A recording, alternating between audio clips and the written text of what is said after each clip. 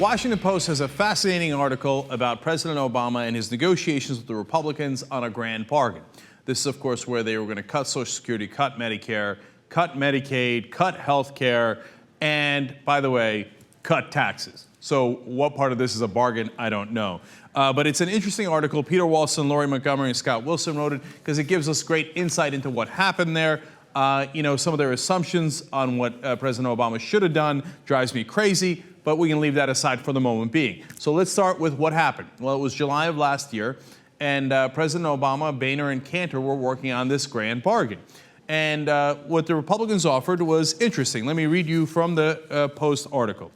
In Boehner's offer Friday night, the taxes came with strings attached.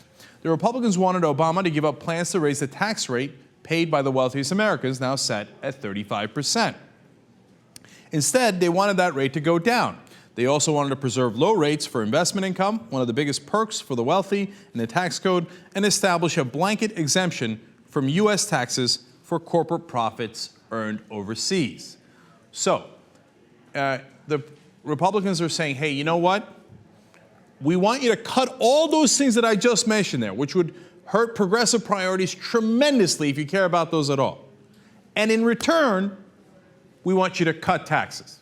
Now, again, where's the deal here? Well, I don't understand what part of this is a deal.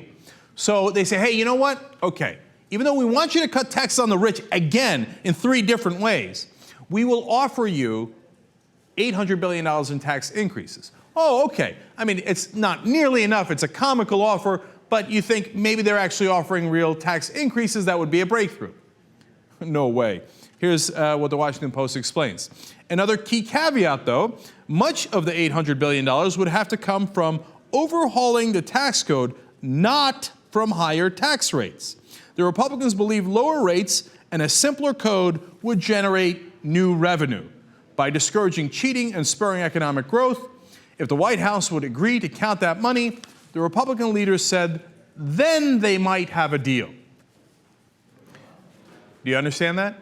That means, no, there is no $800 billion in tax increases. There's no higher taxes at all. All they're saying is that if we cut taxes for the rich again, then eventually, well, of course, the economy will get better. When the economy gets better, everybody pays more in taxes because they're earning more. Wait a minute, that's supply-side economics. That's the crap that gave us a million jobs lost over 10 years and counting, right? So where's the tax increase? There's no tax increase. Their final offer was no tax increase.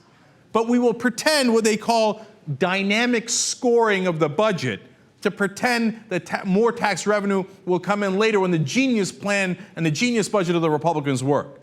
So this is comical. No Democrat in their right mind, if they were actually a liberal or progressive or anywhere near it, would ever accept this plan. So, of course, right afterwards, Bill Daley, the White House chief of staff at the time, said, we walked away feeling that we were 80% there. If John Boehner gave me this deal, I would say we aren't even 8% of the way there. But apparently it was 80%. So what happened in the end? Well, the Republicans did take away the idea that there would be no taxing of corporations if they kept that money abroad, which would, in essence, lower corporate taxes to 0%. So they did take that away, and they stopped their insistence on some of the forms of taxes where the wealthy have the biggest breaks, getting the 15% rates. But overall, they kept lower corporate taxes and lower individual taxes on the rich in the package, and they cut Social Security, Medicare, Medicaid, health care, etc. President Obama was apparently, according to the Washington Post, now they talked not only to the Republicans on this, but they talked to White House officials that are almost bragging about this story, okay? President Obama was about to sign the deal, and what happened? The Gang of Six came out. That's the bipartisan group of senators that were working on it, and they had a budget deal that actually had $2 trillion in tax increases. That was 1,000,000 times better deal than what Obama had just negotiated. So then it was so embarrassing that President Obama went back to Boehner and said sheepishly, can we just, instead of making $800 billion in magical nonsense pretend tax increases, can we make that number $1.2 trillion? Because in the words of Bill Daley, we're going to seem like idiot negotiators. Yeah, that part is true. That's exactly how you see, okay? And Boehner was like, how dare you? I'm in charge. He didn't even return the president's call for over a day. And then when he finally called him, he said, no. Quote, we don't have time to reopen these negotiations. In other words, you are dismissed. President Obama, after the $1.2 trillion offer, and after Boehner, slapped him down, came back and said, oh, I'm so sorry. I accept your initial offer of the $800 billion. Oh, that's so embarrassing. Okay, but it's more than embarrassing. It's enormously damaging. Now, why? Dan Pfeiffer, White House Communications Director, these are all quoted on the record, okay? He said, talking about why they wanted to accept the Boehner deal, quote, is there a political benefit to coming to a big budget deal with John Boehner? Sure. You see the mindset there? They think this is a huge political win for them. We sell out our base, we sell out our voters, we sell out the middle class, we help the rich, we help the Republicans, and we seem so bipartisan. Aren't we? Oh, God, that'll help us get reelected. In their mindset, they think that's a huge political winner for them. Politics above everything else. And then he continues, but every other political and message imperative was thrown out the door to prevent a disaster and do the right thing for the country. That's why we're willing to do things we wouldn't normally do. In other words, oh, they promised to shut down the government or not increase the debt ceiling. The world the whole world economy was riding on this. That's always the excuses they use. Oh, the economy would just be in such bad shape. The markets are very concerned about what we're doing. We have to, of course, appease the markets. That's what the rich people want. So normally we wouldn't do a deal that's this bad, this pathetic. But we had to. We didn't have any other choice because otherwise the world was going to explode and the economy was going to be in trouble. And golly gee, we just had to do a political deal which we thought was really beneficial to us. Of course, mistakenly so. So you think, oh, well, look, you know what? This is very good sourcing. They're on the record, White House and the Republicans. So this story might be true because I'm thinking about all those Obama supporters. They're going to be like, oh, no way, I don't care what's on the record. No way, Obama's great. He wouldn't have sold out Social Security and Medicare. It's right there. It's right there. They say they would do it, but you won't believe it, right? I know you. I know the Obama defenders. Okay, great. So you think, oh, well, it didn't happen. You see, it was actually genius. President Obama rope-a-dope, and he was pretending to... There's always a million excuses. Here at the end of the article, I have the killer quote for you.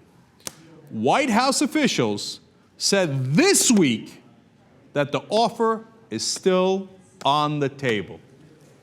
In other words, if Boehner comes and says, President Obama, go ahead and cut Social Security, cut Medicare, cut Medicaid, cut programs for the poor, cut programs for the middle class, cut health care, and give us lower taxes for the rich and for corporations. The White House officials telling the Washington Post, from inside the White House, we would take that deal.